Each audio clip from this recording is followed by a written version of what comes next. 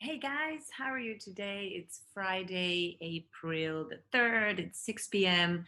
And as I've promised for all the lovely people in my group, today I'm going to continue with the training in the whole series of how to stay sane during the crisis and how to actually enhance and deepen your connection with your partner in these times of close quarters, quarantine, self isolation and whatever working from home arrangements have you got. Last week on Friday, I did a course, a little training on how to communicate better with your partner. And because many of you have shared with me that this is one of the biggest issues that you are facing today, I just wanted to continue this series and come up with another technique or an additional strategy that you can use in enhancing this communication and your connection with your partner. So last week I was talking about the communication map.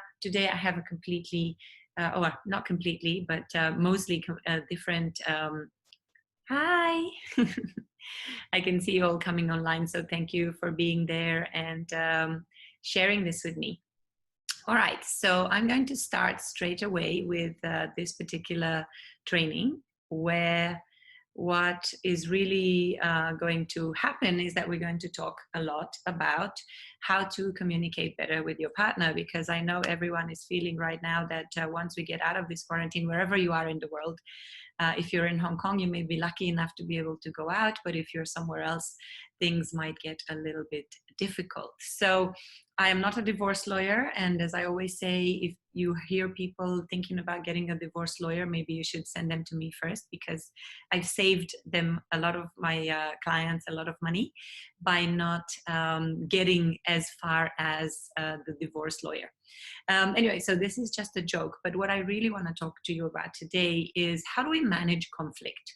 What is actually happening in our mind, in our brain, where we're having a conflict? Because we don't necessarily understand the process, and when people are literally sitting on top of us in a small apartment, as we know in Hong Kong, where we're constantly faced with their annoying habits, with the things they say or they do, with the noise that we have from the kids, literally I'm sure you have noticed that our fuse is getting shorter and shorter, and we are not able to manage those emotions very easily. So brain during conflict.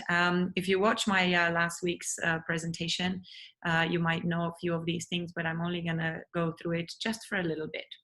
So the reason we are responding very fast to any triggers, or when our buttons are being pushed by our partner, and we know that our family and partners can have this kind of big red button in front of them that they keep pushing when they want to annoy us. The part of our brain that is responsible for this response is called the amygdala, and we actually have two amygdalas. They're two tiny little glands somewhere in the side of our brain, as you can see in the picture. And this is a little bit like a sprinkler system, like an alarm system that our brain has on all the time, which is responsible for our survival. So anytime that we feel threatened in any way, the amygdala regulates our fight or flight instinct, which means it gives us the power to either fight whatever threat we're seeing, and that in these days with so much stress translates by being snappy or being short-tempered or making comments or being judgmental and critical, or we choose to retreat from that fight, to go away and to ignore everybody and to escape in our own little world. Either one of those is not actually functioning at the base level where we can think normally and respond normally. The second thing about the amygdala is that it responds without thought. So we don't actually sit there and interpret whether the threat is real or not. It's just sometimes people say things that remind us of other stuff from the past, or when they said it the last time and we interpreted and we had a big fight. So it doesn't feel like we are in control of ourselves when the amygdala is triggered, because it's not something that we can control consciously. So then we react like crazy. We respond to that threat as if someone was literally trying to kill us. And I know from a lot of conversations that I'm having with my clients, they often say, oh, like last time my husband said something, I reacted a little bit too strongly. I maybe had a glass of wine and I wasn't really able to control my emotions. So what I want to do today in this training is to give you some tools of how you can control this instinctive reaction in a conflict, so that less fights are happening and that button gets smaller and smaller, so that we're not so triggered all the time. Okay. So the second part is that obviously we all have triggers. Those triggers come from previous experiences. They come from baggage, so to speak, things that we have accumulated with that particular person in the past, which is why the proximity of someone that knows us so well and knows where to push to get us into this state of reaction is actually quite tricky, quite difficult to handle.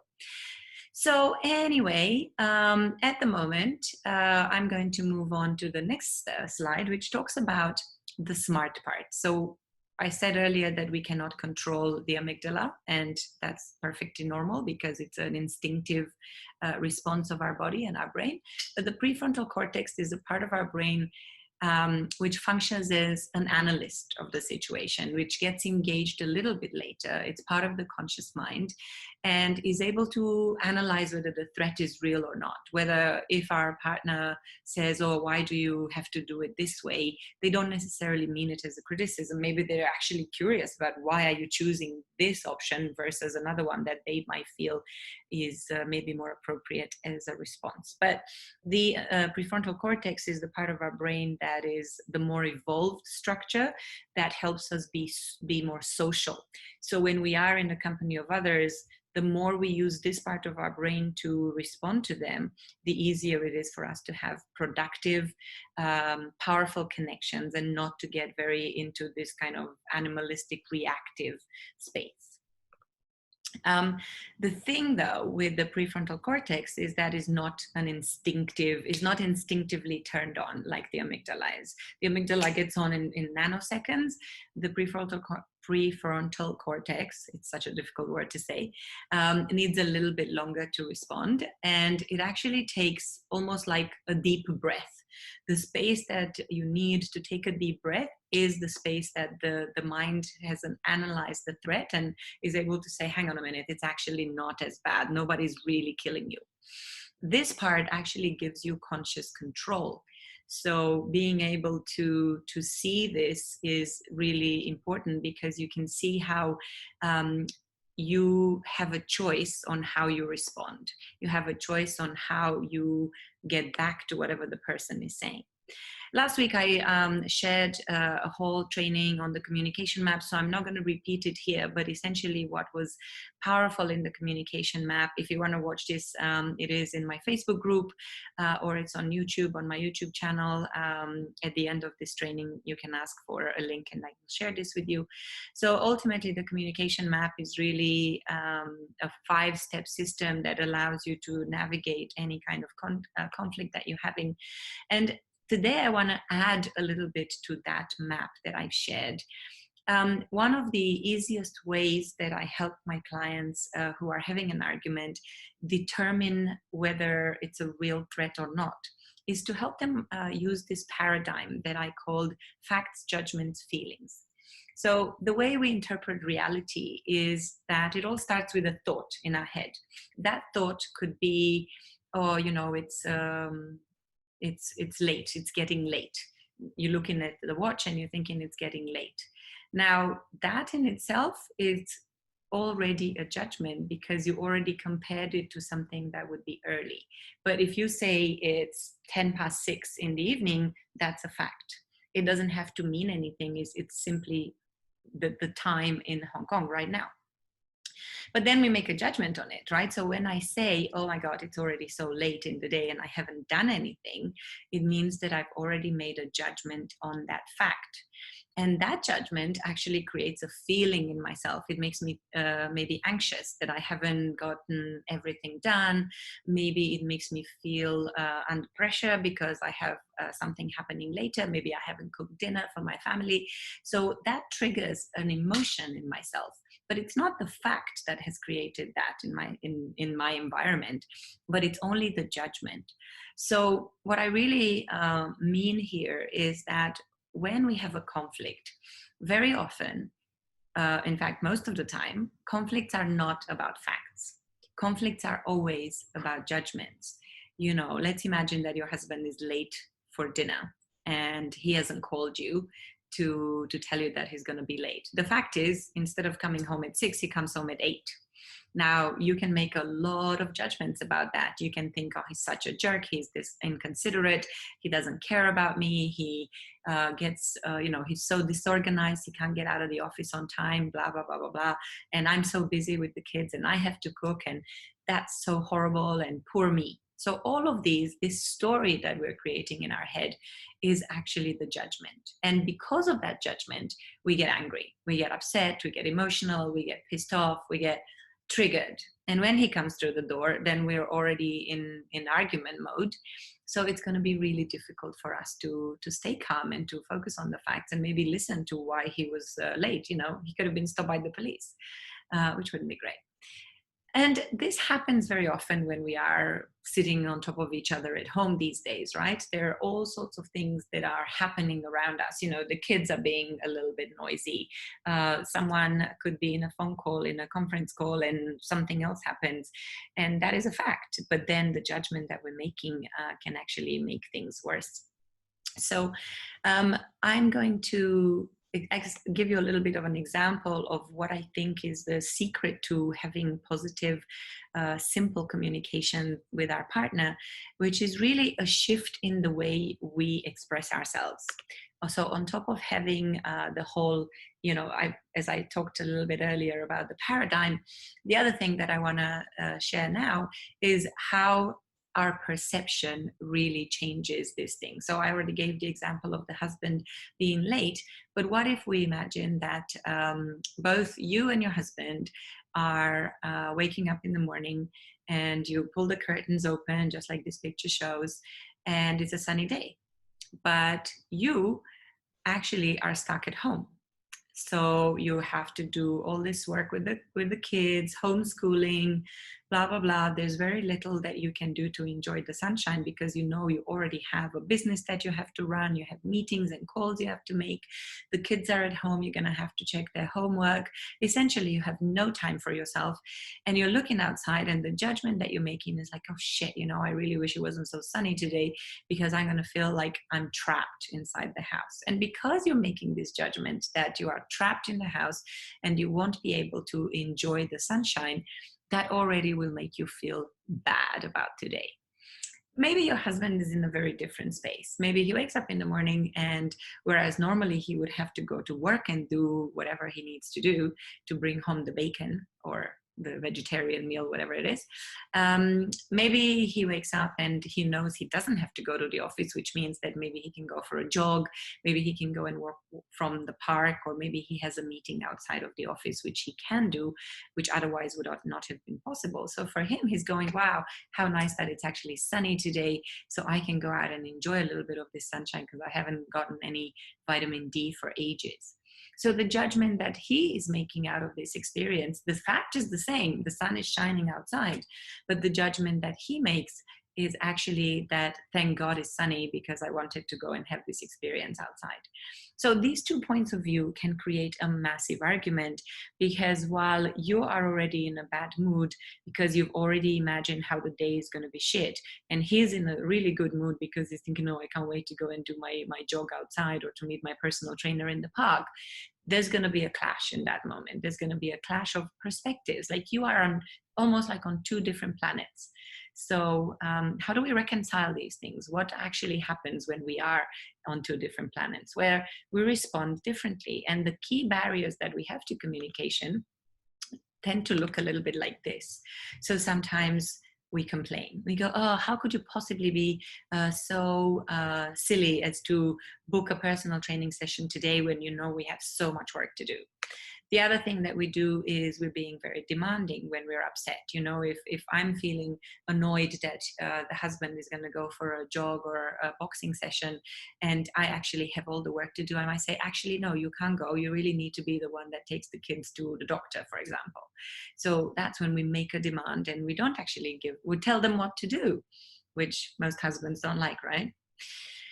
The third thing is we actually threaten them to say, you know what, today I'm not going to do anything and the kids can just sit here and do whatever they want by themselves. And I don't care if they pass the exams or not. And I don't care if you're going to die of starvation because I'm not cooking either.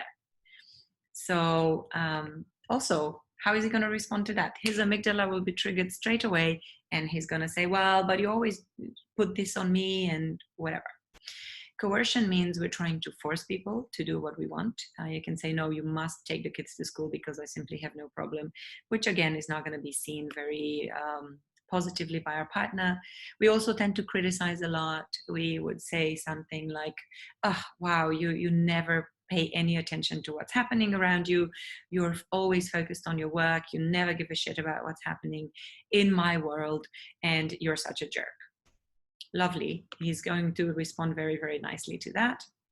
Entitlement is when we think we deserve certain things, you know, oh, you should be doing more around the house. And yes, he should be doing more around the house, but not because you tell him so, but because you have agreements on the different roles that you have. And the last one is the famous, oh, I know what you're going to think. I know exactly what's going on in your mind. Well, actually, you don't. You're mind reading. You're imagining that you know what is happening in this other universe based on, you know, whatever your experience is. So maybe he is very, very happy and in a mood to help you, but you're already thinking that he's going to reject you. So you're already reacting to that. So all of these responses are obviously going to trigger a negative response from the amygdala of the other person. And what that means is that they're going to interpret all these words as a threat. So they're going to get into a certain type of behavior. So the impact of blaming and complaining. So if we frame the conversation, let's say you have a complaint, you have something that is legitimate that is happening in your life that you're not happy with. Maybe one of your needs is not met or one of your standards isn't met. Okay, well, there are different ways of communicating that. Just a couple of hours ago I had a session with a client who was talking to me about how she's looking to improve her communication skills so that her husband doesn't think she's so much trouble, the way she put it. So when we communicate constantly through criticizing, through blaming and complaining, there's a few things that are happening on the other side beyond the behaviors that I've mentioned. So one of the main responses that we have when someone is attacking us, so to speak, so when someone is criticizing or judging or mind reading or doing any of those things that I spoke about on the previous slide, we get defensive. You know, if I always say to you, oh, how come you never do this? This is actually a complaint. How come you never come home on time to dinner? Why do I always have to keep reminding you that we're eating at 6? How is it so complicated for you to remember that this is the time that we need to feed the kids, for example? So when I communicate it like this, not only are the words that I'm saying an attack to yourself because I'm judging you, I'm criticizing you, I'm complaining about your behavior, all in one, everything is in there.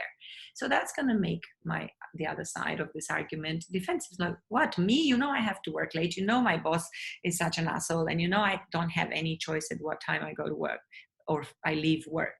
So that's the other partner getting into, okay, I need to protect myself. You're trying to attack me. I'm getting defensive. So it tends to happen through switching blame to say, oh, you should know this about me, which is the other entitlement that we have. So it's kind of becoming like a game of tennis where we throw the ball to each other, and the threats and the complaints and the blame is kind of being passed over the net all the time. The second part, as I mentioned, is we tend to be judgmental about our partner. We tend to say, oh, but how can you be so inconsiderate to understand that, you know, my job is under threat at the moment, that I have to work late because otherwise I'm going to get fired. And how could I possibly come home at 6 every single time? You're just making this plan and it's your idea of how to do this, and I didn't agree to it. So there's a lot of judgment in this statement. Then we have interpretation, which means we make up a story around what's happening. And that interpretation could be like, oh, well, you know, you always make things up about how it's my fault that I do all of this, but you never see what's going on your side. And you always think that I'm going for drinks with my friends or whatever. So that's when actually that isn't true, but we create a story about what is happening for you, even though we don't really know what is really happening. And then, of course, we have reactivity, reactive emotion, when, I don't know, maybe you get so angry with your partner that you throw something, a drink in his face or something, or you start crying, or you start yelling, or, you start punishing your children. So all of these behaviors are obviously not great for communicating positively and for engaging with your partner so that you create connection and intimacy. So the tool that I want to introduce to you today is called iMessage Feedback. I use it a lot in my coaching because, and if you've had any training in the corporate world or something like that, you would know that this is the positive way of communicating how you're feeling.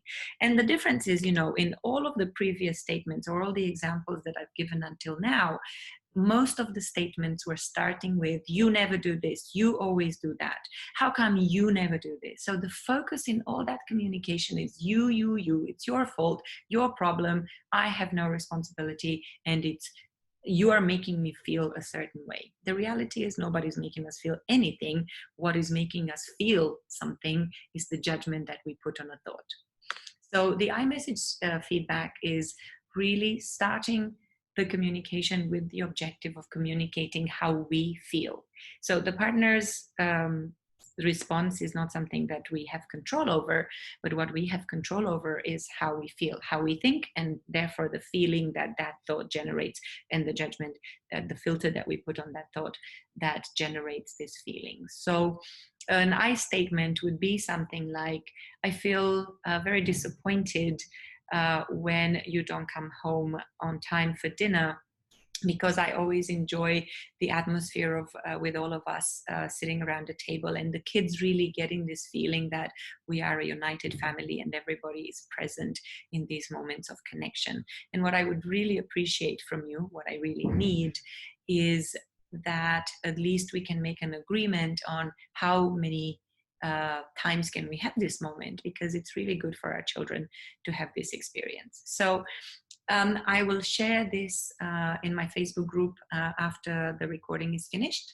And if you want to print this particular page and give it a go next time you are having some sort of conversation with your partner, try your very best to avoid using the word you in any way. So if you focus entirely on your experience, there's a couple of things that I would invite you to consider. So as you are the sender, as you are the person who is communicating something that is happening for you, I'd like you to focus your attention next time you try on, how do you feel when you express this message in this way?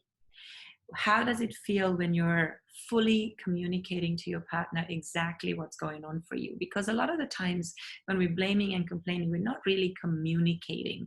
We're just venting. We're just letting all of those emotions express themselves in whatever way. But this gives you control. This gives you power.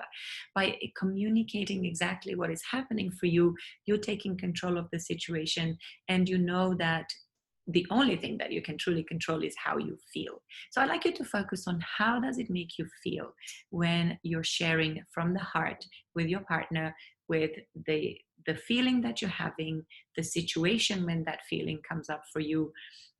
What is the impact, or like the reason why you're feeling that way? What is the background to the story, if you like, or the reason you're interpreting it that way? And then making a direct request as to how that could be resolved. How can your partner contribute to you feeling different?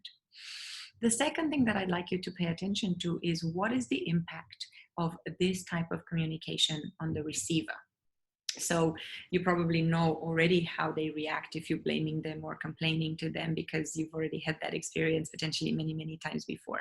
So you know they're going to get angry. You already know. Many people tell me this, oh, I don't want to say this to my husband because I know exactly what he's going to say. He's going to say, well, if you don't like this, we can divorce. That's mind reading. And it's also living in the past. But if you try this, try it for something simple. Something really basic, something that is not a big trigger, not a big button. And then just see, when you're communicating it like this, when you're focusing on your own experience and you say, I feel really sad when you are not here to play with the children as much as I am, because I believe that they could learn so much from you. And what would be really helpful is if you could allocate more time. I know that you need time off and you need time for yourself, but it would be great if you could find ways of entertaining the children or working, playing with the children when that happens. So you will see that the impact that your words, these words, have on the receiver will be completely, completely different. It will not be creating defensiveness, judgment, criticism, reactive emotions. None of those things will happen. Your partner is going to listen in a very different way. They're probably going to be shocked that you are communicating so nicely. So as you are watching what's happening for them, also make a note to see how that whole energy of anger and conflict and disconnection will change if you do this constantly. If you make an effort to engage your prefrontal cortex and communicate from the heart, authentically, directly, without all that stuff. Take a deep breath before you're communicating to give the smart part of your brain to engage and to connect with all those social skills that you have. And then notice how that changes your relationship, because the basis, the foundation of connection and intimacy is to feel heard.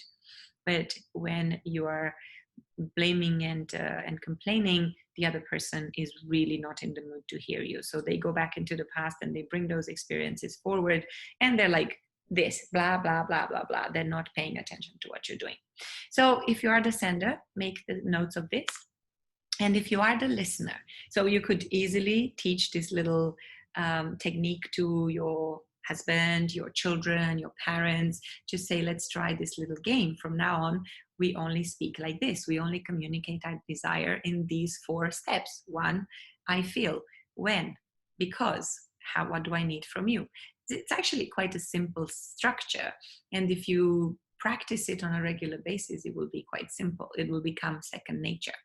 Now, if they play it back to you, if you play this game with them and they do communicate in the same way, I like you to focus on how do you feel when you receive this message versus a situation in the past that I'm sure you can recall very easily, where you were triggered, where you got defensive, or you got angry, where you started criticizing, or you felt judged.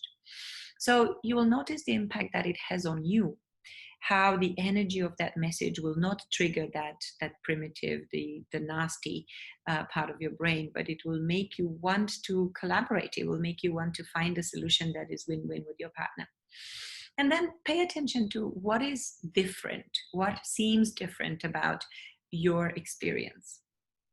What do you really want to say to someone when they're communicating authentically from their heart? What is exactly happening with them versus when someone attacks you? There will be a significant difference, I promise you, on an energetic and emotional level.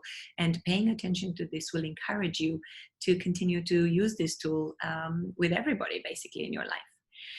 And notice that the answer that you want to give when someone presents a problem that way will be much more collaborative, will be much more compassionate. You will discover empathy.